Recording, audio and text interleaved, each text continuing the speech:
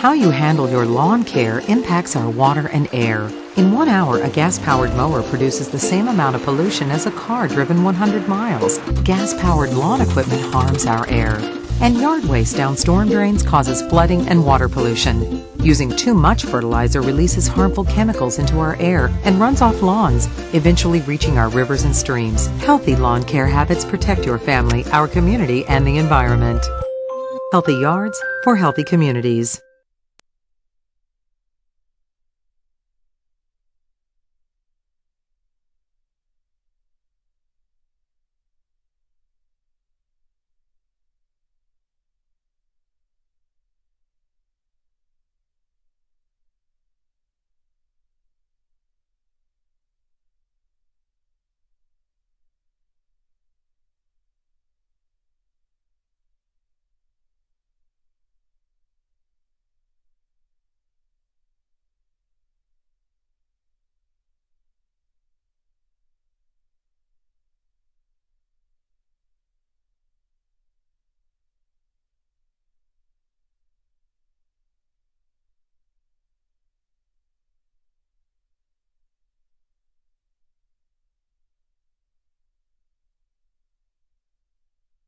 Good evening, everybody. I'm going to call this meeting to order. Roll call, please. Councilmember Alvarez. Here. Councilmember Clark. Sure am here. Councilmember Salinas. Here. Councilmember Click will be out tonight. Councilmember Saper. Here. Councilmember Bailey. Here. Councilmember Magrone. Here. And Councilmember Fitzgerald will be out tonight. Very good. The Pledge of Allegiance tonight, we have some VIPs in the room. We have members of Troop 1354 to lead us in the pledge.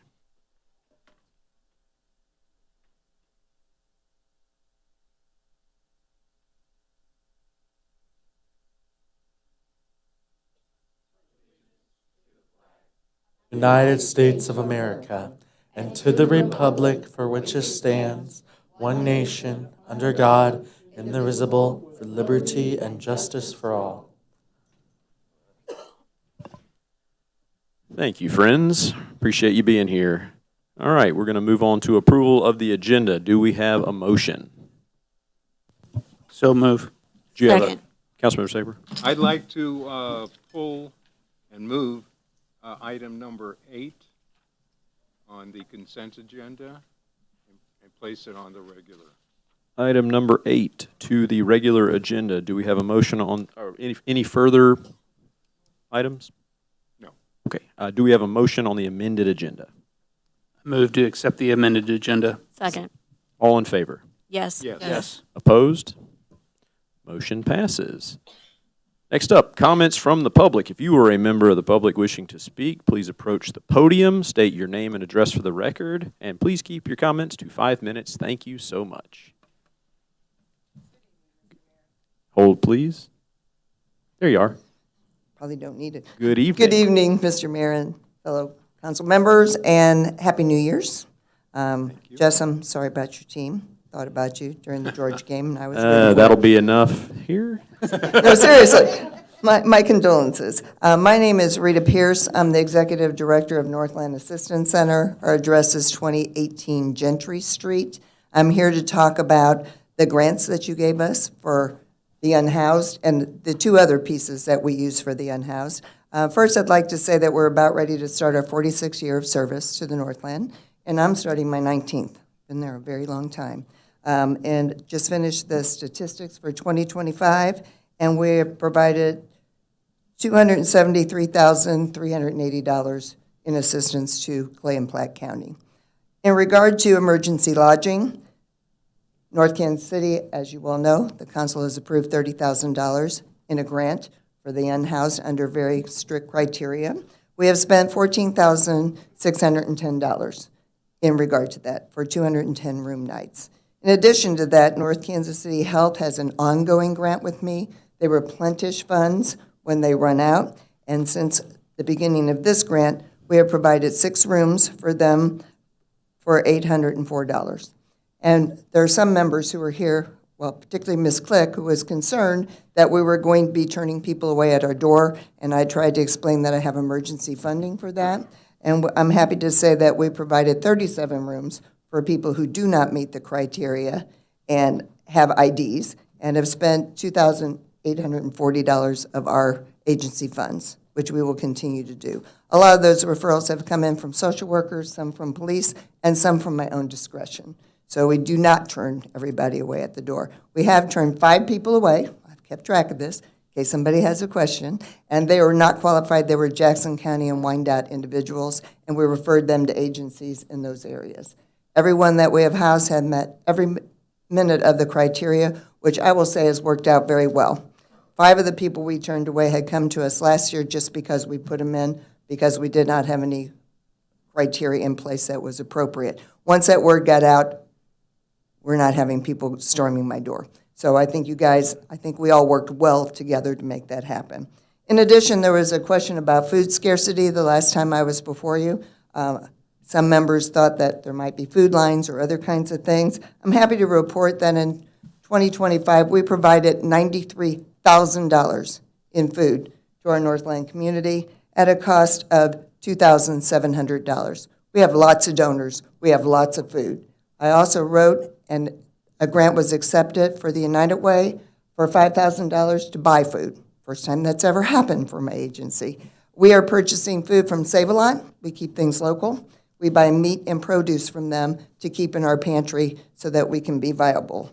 I think that's it. I had some, the questions I wanted to answer, and I appreciate the fact that you guys have given us this money for a grant. You're the only the only place I know in the metro that as a city has done that. And I think we're, allocating the funds wisely. Fingers crossed we'll get through with the $30,000, and I won't be before you saying we're out.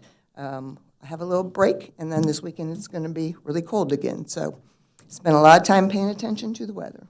So thank you very much, and I appreciate y'all. Thank you. Thank you for the work you do. Further public comments? Good evening. Good evening. My name is Greg DeCamp. I own FDF Wealth Strategies. We are located at 2005 Burlington on the northeast, just past Verramore Bank. I'm on the North Kansas City Business Council, and just here to talk a little bit about the history of FDF Wealth in North Kansas City. Happy to tell you that we've been in North Kansas City. We relocated from Kansas City, downtown Kansas City, Missouri, all the way back in 2008. And we originally started at 2103 Swift Avenue. We were leasing space from Kent Mayfield and thought North Kansas City was a great place to move our business. And at the time, it was just me as a sole proprietor with one other full-time employee. We were at 2103 Swift for almost 10 years. Next slide, yeah. And then we made an investment, decided we'd buy some real estate, look for real estate. It was a lot more than what we thought. So we ended up buying the building at 1609 and 1611 Swift. Those were together. And at the time, 1611 Swift had a business called Grain to Glass. They sold beer making equipment, also had a liquor license, and so I'm afraid that the days of Amazon put that business out of business. On the other side, 1611 Swift, where I was, the building was vacant. Next slide, I'll just show you some. One before that, but that's okay. Just some terrible pictures. It was a vacant building. It was dated. We spent a bunch of money, renovated both 1609, 1611. 1611 Swift, Grain to Glass, they unfortunately told me, sorry, we're going out of business. So they went out of business, but we had a chance to renovate both 1609 and 1611. And then I think the council just heard from Tony Bonadonna a couple of months ago. I'm happy to tell you that she approached me at the beginning of the pandemic and said, what are you going to do with this space now that Grain to Glass is out of business? And I said, what do you want to do? And so I negotiated with Tony and her dad, Phil, and I'm thrilled that Shemeka's, in the height of the pandemic, moved into 1609 or 1611 Swift and have become iconic, right? And have continued to grow. When I was on the other side of the building, there were days where I would leave for lunch, come back, and not have any place to park because of all the traffic over there. So their business continued to grow and thrive. They actually requested to buy both 1609 and 1611 Swift. I wasn't in the mood to sell, but they were continuing to grow, and so it made sense for both of us. So now today, we're at 2005 Burlington. We've been there, and I'm thrilled for that new location. And then you'll see from the next slide, we've continued to grow as well. We now have 5 full-time employees. We have used high school interns from the North Kansas City IB program and other high schools around as well. We've had college interns. We continue to grow. We're always looking for more advisors. We're in the financial services and benefits business. We work with lots of businesses in North Kansas City. Some of the other businesses that you've heard from, we serve them, helping with their 401k, retirement plan, group benefits, those types of things. Trying to make North Kansas City a better place with better employees and better benefits and businesses that can continue to grow. So we're just grateful to be part of the North Kansas City business community, and just wanted to let you know about a small business that's made a big investment that hopefully has ended up with Shemaikas here, as well as a growing business with more employees growing all the time. So thank you very much for your time and your service. Thank you, and thank you for all you're doing for Northtown. Any questions from the council? Any crystal ball on the financial situation? Yeah, all right. The only thing I'll add is when I moved out from next door to Shemaikas, I lost 20 pounds and then lost 20% of revenues. There you go. Very good. Further public comments? Going once? Seeing none, move on to the consent agenda. Do we have a motion on the amended consent agenda? So moved. Second. All in favor? Yes. Opposed? Motion passes. Moving to regular items, item 8. Approval of purchase of replacement Toro groundskeeper mower. Councilmember Saper. Actually, I have a simple question, and I noticed on the documents that they did indicate that they had demos and refurbished equipment possibly available. Was that explored? No, we don't typically, when we're buying new, this mower, the Batwing mower we have now is, I think, roughly 20 years old, and so they typically go for trying to find something that they can guarantee might, or at least try to guarantee that will last another 20 years. So they typically don't go for look for the used models. But they did mention big discounts were potentially available. It does, yeah, I see that there in the comments. I can ask Dwayne if he explored that, but I typically he hasn't done that just because of if we get a lemon, then we Yeah, have well, I understand that if maintenance. there's a warranty with it and Right, so forth, right. it should be explored, I would think. Sure, yeah. Yeah. In the future, yeah. I mean, or for this, if you wanted to, we could do that, but yeah. Thank you. Okay, do we have a motion on the purchase? Move to approve. Second. All in favor? Yes. Yes. Opposed? Motion passes. Item 9. Discussion of marina viability requested by Councilmember Tom Bailey. All right, I'm going to kick this over to Councilmember Bailey for a slideshow presentation.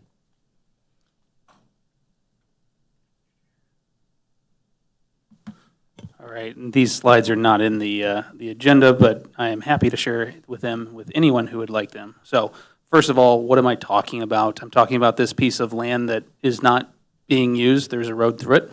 It is sitting by itself, essentially vacant, completely unused.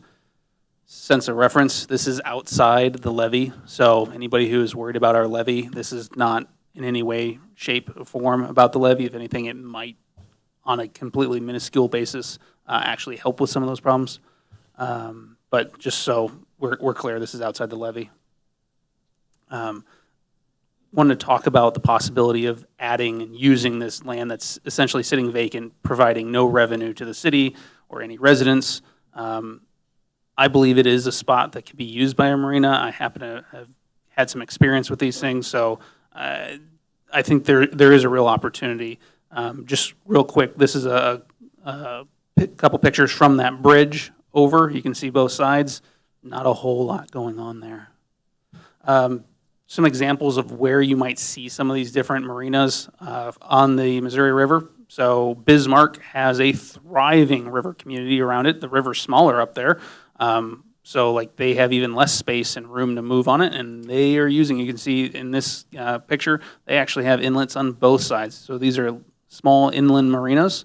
I'm not saying that North Kansas City should put anything nearly this large. We don't have quite that much room, but just a sense of scale of what is possible out there. Probably the closest example here is Omaha. Omaha is not that far upriver. They have a city-owned marina. Not saying the city should own this or anything like that, just the background of what's out there. They collect revenue through renting out slips year-round, and that helps pay for that, and this is a public park. And last one, I got one from St. Charles, also has another marina, and I have several pictures from other places as well, but just for the sake of clarity, I'm going to stick with 3 for right now. Just as a reference for people who aren't super into the river, these are some of the other locations. So if you get on a boat, where can you go?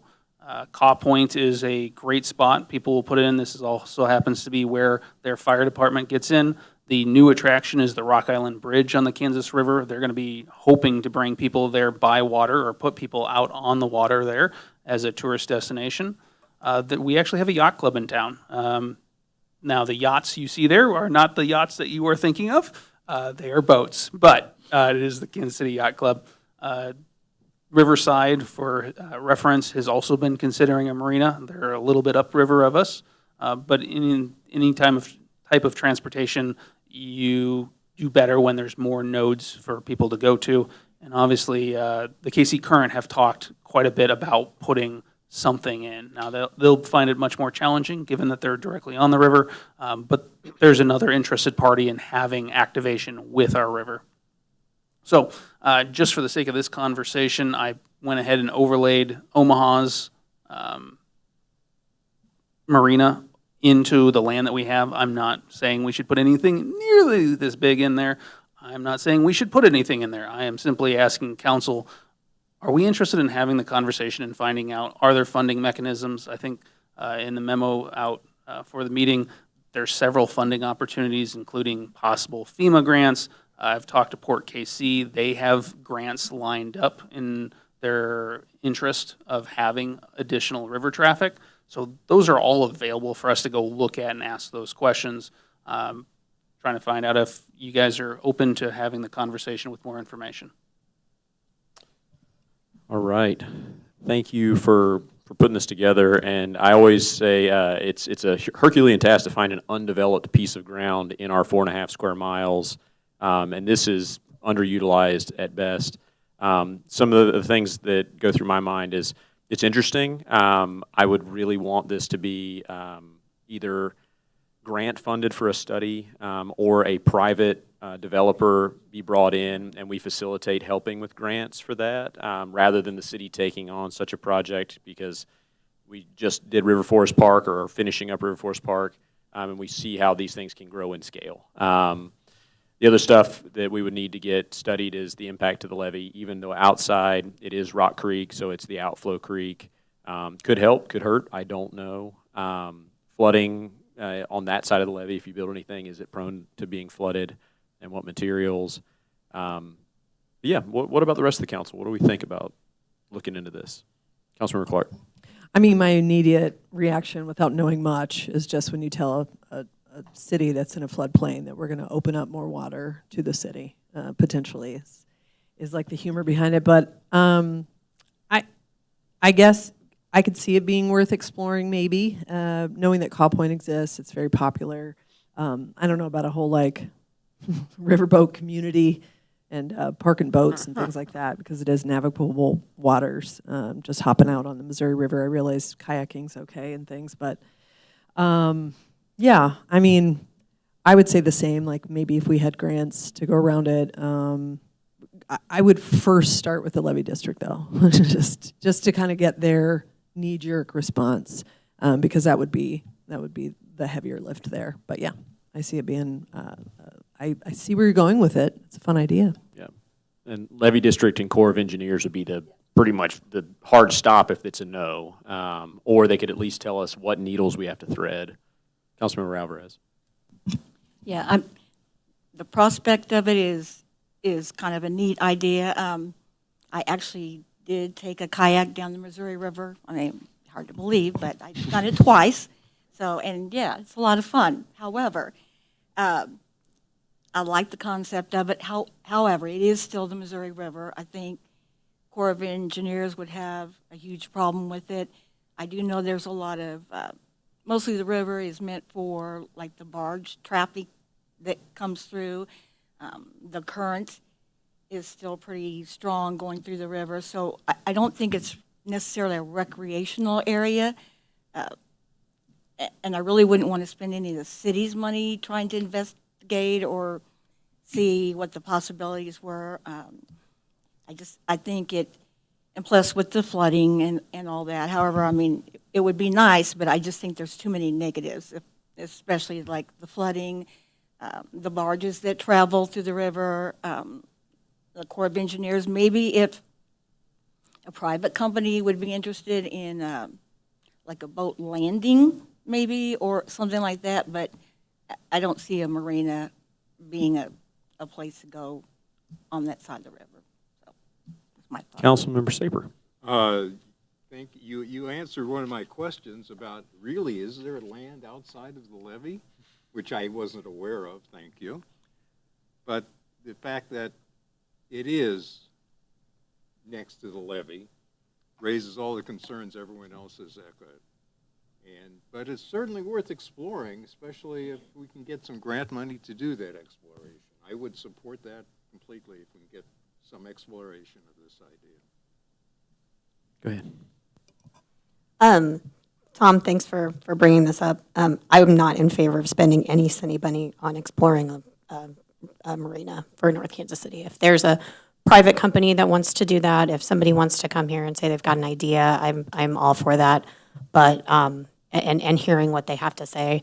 But I don't think we should spend any city money to do this. I also don't think that the city should be in business of running a marina, clearly. They're very expensive. What's long-term plans? I mean, how do you, there's so many questions. But if there's a private company that is interested in doing this and wants to come to council and present, by all means, I'd be welcome. I'd welcome to hear what they have to say. Further council comments? So what I'm hearing, if you want to tow this one forward, find some grant funding. It sounds like you've done some legwork on that, FEMA and others, and then a private partner or partners that would be willing to foot some of this bill along with a grant, and then bring something to us that's a little more fleshed out. And first stop would be the levee district, though, just to clear all questions. Yep. Kim, did you see anything in there that you needed addressed additionally? So staff did chat with the Army Corps of Engineers, and it really had to do with the River Forest Park project because that creek and it's all connected, right? So we had talked about what could we do to explore activating that space, whatever that meant, the space that's kind of in that circle. And the Army Corps of Engineers said they talked with quite a few communities and they would be open to the conversation, and that is through a formal permitting process. They said they have had extensive talks with Riverside. Again, there would be grant funding that we could pursue. Also, perhaps looking into grant funding across the entire corridor, much more. Think of the I-70 corridor between the two states, but looking at the waterway. So there is some kind of long-term planning. Sustainable places would be another one that you could potentially, that's more of a planning grant. That would be something that SHU is actually very familiar with and has been successful with. So I do think that there's some opportunities to perhaps look at grant funding as to what could be possible in that land. That could help offset any kind of fiscal considerations. But the staff did talk to the Army Corps of Engineers. Again, it was really in the River Forest Park project. because we had to get licensing for River Forest Park because it's a floodway for that Waters of America floodplain. Do you know who the point person in Riverside would be to discuss that? I do, but really, more importantly, we know the point person for the Army Corps of Engineers. His name is Todd. He actually works in downtown Kansas City and is very, very familiar with North Kansas City's area and is working with the city of Kansas City across the way. So again, it's kind of the thought would be not just us, but holistically, how do you connect? And that's where perhaps more of a planning sustainable places, very similarly to the projects that the city has done with Riverside, Kansas City, Missouri, about how to connect trails. This is potentially another way to connect those places in a different way. And if Riverside's done some of the work already, though, they've maybe had some studies done on what's possible if we could, rather than reinventing the wheel, copy and paste out of their playbook. No, absolutely. I think one of the questions that Councilmember Bailey had is the city council even interested in looking at activating that space and connecting via the water to other communities? Sounds like there's interest as long as we don't have to pay a bunch of money for it. Does that sum it up? I don't want to pay any money for it. Zero money, okay. Yeah, and that includes time. You know, I don't think that the city should be in the business of getting involved in this spot as a marina. If you want to look at it and potentially looking at parkland or something else, but I think that there are just too many giant financial and physical risks to the city being involved in setting up a marina. If there is again, completely private group wants to come and do this, where the city is not spending any of our money, and that includes staff time investigating this, then by all means, please come. That's my own personal take on it. Councilmember Saber. I tend to agree with having a full-scale marina is an expensive and long-term commitment, not only for a private company, for any city involvement that might be there. But a landing might be a more amenable solution to this problem.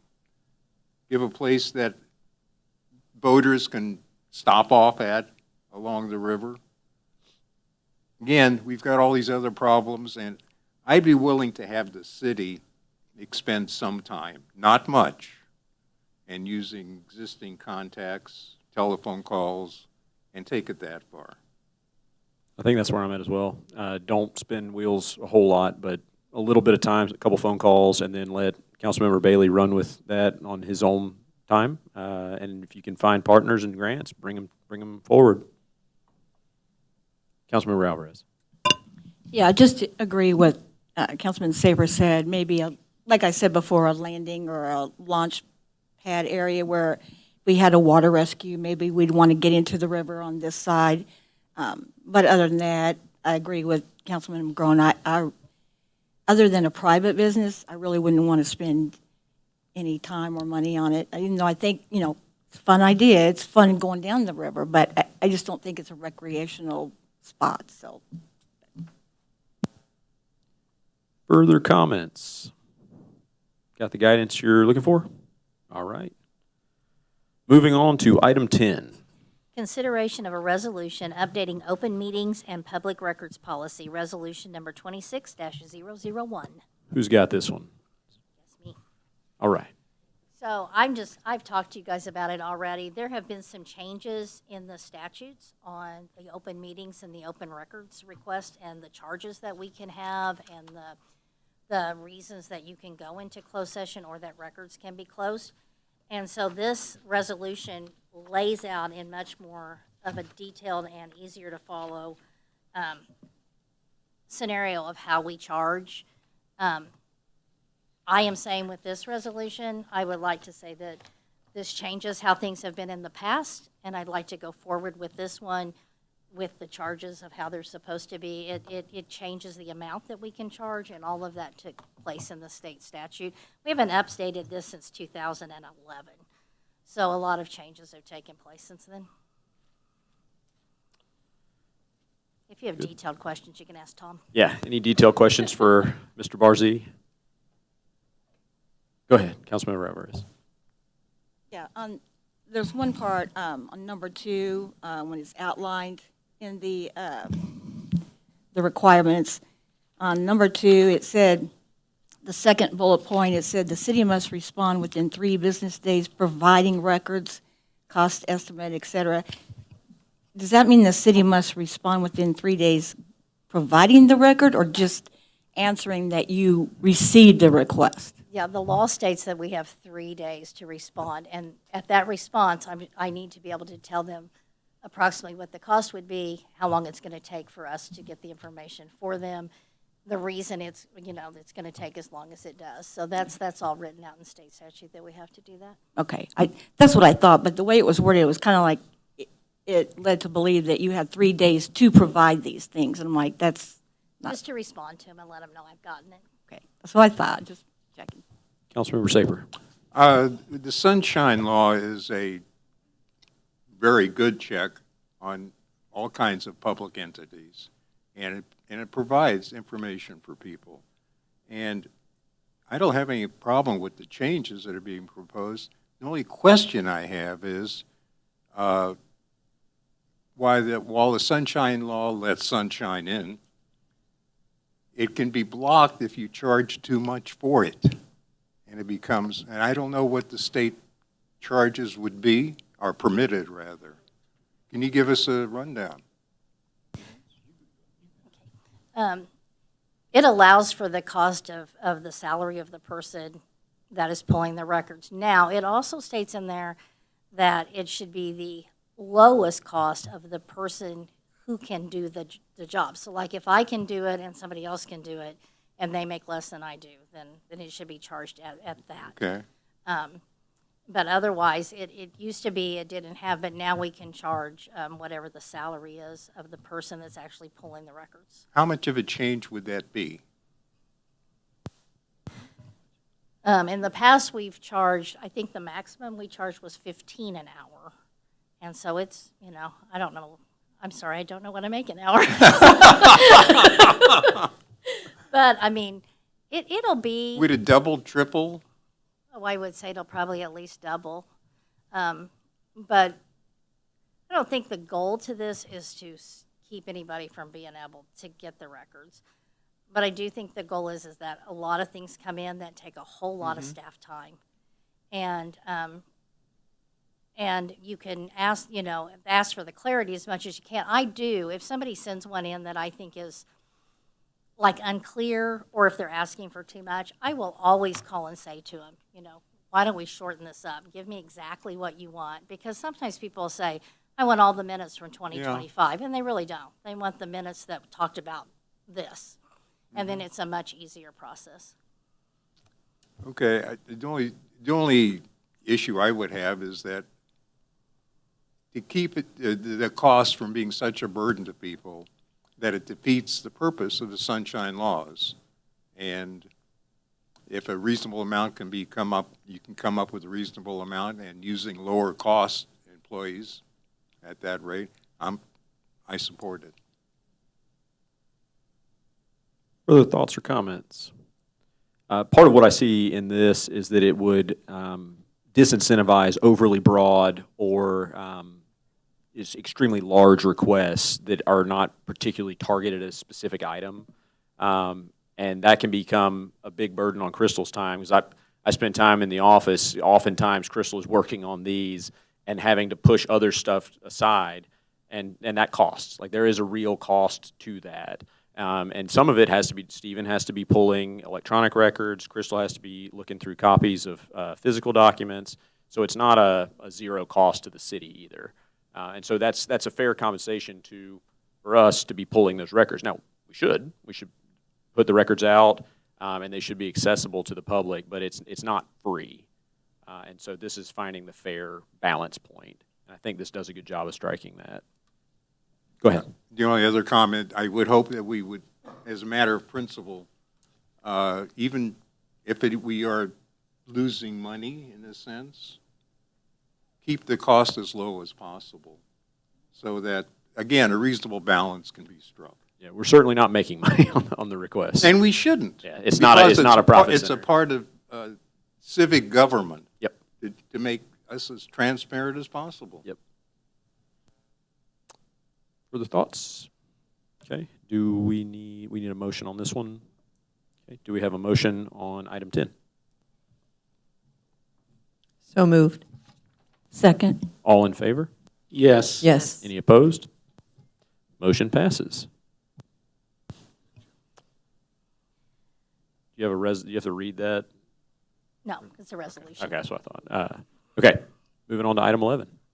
Consideration of an ordinance approving accounts due and payable by the city through January 2nd, 2026. Bill number 7961, ordinance number 9758.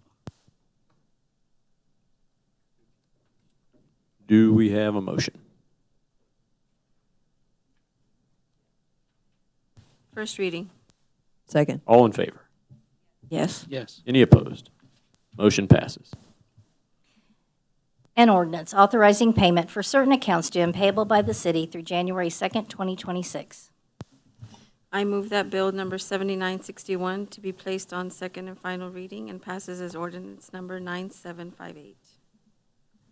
Second. Call the roll. Councilmember Alvarez? Yes. Councilmember Clark? Yes. Councilmember Salinas? Yes. Councilmember Saper? Yes. Councilmember Bailey? Yes. Councilmember McGrone? Yes. An ordinance authorizing payment for certain accounts due and payable by the city through January 2nd, 2026. Staff comments. I believe there's only one comment tonight from me. I was just, a couple meetings ago, last meeting or the previous meeting, the question was asked about our fiber infrastructure audit. Wanted to let council know I did receive the task order. Olson got it over. It wasn't in time for the agenda. But we did get it, so just wanted to let you know. And we'll get that on the next agenda unless, I don't know if there's a method of approving it ahead of time, but what's the dollar amount on it? $250,000. It's like a master plan. They've got a time frame of July 31st, knowing that with our current agreement with NOCIX, we have to make some sort of determination give some sort of notice a year prior to the end of the agreement, which is September of 27 is the end, so September of this year. So Olson set it up in a way that we have at least a month prior to having to make some sort of notice. And we'll get updates as we go through it as well. But that was the urgency in this. So there's no harm in waiting a couple weeks to get it kicked off, or is that going to delay the process? It might push it back to mid-August. In theory. Can we give a thumbs up, thumbs down to get it started? You're the legal counselor. You're kind of looking at me, Mr. Mayor. Yeah. It was not on the council agenda as an item, and in fairness, there could be a member of the public that would want to come and speak on this topic in some way, so I'd prefer to have it put off for those 2 weeks. That's fine. We'll hold it off till the next agenda. 20th. All right. And if we don't get it done in time, we'll blame Tom. No. Perfect. Okay. Any further staff comments? None. Chiefs, anything? No? Good? All right. Moving on to council member comments, starting with Councilmember Alvarez. Make it kind of quick. Thank you to Troop 1354 for coming, leading our Pledge of Allegiance. Great job. Also, want to say, Rita Pierce, thank you for coming tonight and giving us an update on all the background and information that you gave us. Also, congratulations on this going into your 19th year. That's awesome. So, and thank you again for everything that you do. Also to the, is it Mr. Greg DeCamp, I believe, that came? He's already gone. But anyway, I'm glad it worked out that we got Shemaikas because it's a great place to go. So I'm glad the buildings worked out in our favor. I'm glad he's been here in the city for quite a while and happy and doing well with the business. So other than that, that's it. Thank you. Councilmember Clark. I just want to point out Linda's drinking apparatus tonight. Just give a shout out to tiny drinkable Thing's amazing. Sorry. Now I want one. Yeah. Stay hydrated, everyone. River Forest Park is coming along, you guys. It's so exciting. I did let the kids run over just to check it out. My daughter still hadn't even checked out that there was a full playground there. It is not open, but we did make sure everything was in working order. I'll just say that briefly. And we got stopped. It was a whole scene. So that was me, guys. The cameras, that was me. No, there's no cameras. Maybe there's cameras. We do have residents that are maybe dumping some trash, so just kind of putting it out there to the world of North Kansas City. Don't dump trash by the park, even if there is a dumpster right there, especially if you're missing the dumpster. That just feels like a slap in the face. But other than that, everything's moving along nicely. The hill that was there that you thought you could sled down this wintry winter doesn't exist anymore. It's that big dirt hill. It's gone. So I feel like everything's progressing, and we're going to find out more in tomorrow's meeting, and then the meeting after that meeting. So that's it for me. Councilmember Salinas. I just wanted to say thank you also to all our guest speakers and our troops that came in. Thank you for bringing that up, Tom. It sounds fun, looks fun, but we still have a lot of questions and concerns. So looking forward to what's next. And then glad that this passed for you, Crystal, and all the work that you do. I know it's already overwhelming. But that's it, and Happy New Year. Councilmember Saber. It's a week late, almost a week late, but Happy New Year again to all. And I have a question. I recently read that Kansas City has a new towing ordinance. And my question is, have we had any problems? Chief? Are you talking about specifically like predatory towing? Exactly. No, we haven't had any problems. We've had a couple issues that have been quickly resolved. But none of the predatory towing issues that the Kansas City ordinance was Correct. dealing with. Yes. Okay, thank you. Yes, no. That's it. All right. Councilmember Bailey. No comments tonight. Dr. McGrone. I don't have anything either. Happy New Year. All right, that brings it around to me. Happy New Year, everybody. For the new year, we have passed out calendars, and we've also retracted those calendars. There were a number of small errors, and May might or might not have had a different number of days. So we will be reprinting and issuing a fresh set of calendars. So if you have them, keep them for posterity. Don't use them for the month of May, and then keep an eye out for the new ones. Candidates running for city council, I appreciate everyone who's put their names in. We have 2 races. We have a race in Ward 1, and we have a race in Ward 4. The other 2, congrats. Thanks for sticking with us a little while longer. And then finally, happy birthday to Councilmember Clark. Hey, all right. There you are. Very good. Very good. With that, we will move to item 15. Oh, you got one more thing? No? All right. Go on. Sorry, this is late. I just wanted to say congratulations to Major Bagley, who are retiring this Friday after, I can't remember how many years, but How many years? How many years? Call him out. I'm going to say 35. Probably wrong, maybe 36. But Officer Jim Ham is also retiring on Thursday after 30 years. So a couple of big accomplishments in retirement. So good for both of those guys. And I believe Chris is also Smith, yep. on, is it Thursday? Thursday, okay. Very good. Anybody else leaving us? Okay, good. sorry, I just wanted to say. Sorry, didn't mean to look right at you. Okay, item 15. Consideration of a request to hold in recess into an executive session is requested by the city administrator to be held on this date pursuant to Missouri Revised Statutes, Section 610.0212, real estate matters. Real estate. Yeah, we're striking the litigation one. We don't need it tonight. So moved. Second. Call the roll. Councilmember Alvarez? Yes. Councilmember Clark? Yes. Councilmember Salinas? Yes. Councilmember Saper? Yes. Councilmember Bailey? Yes. Councilmember McGrone? Yes. All right, with that, the feed will cut off. Thank you for tuning in. I don't have the language here for the rest of this, so good night, everybody.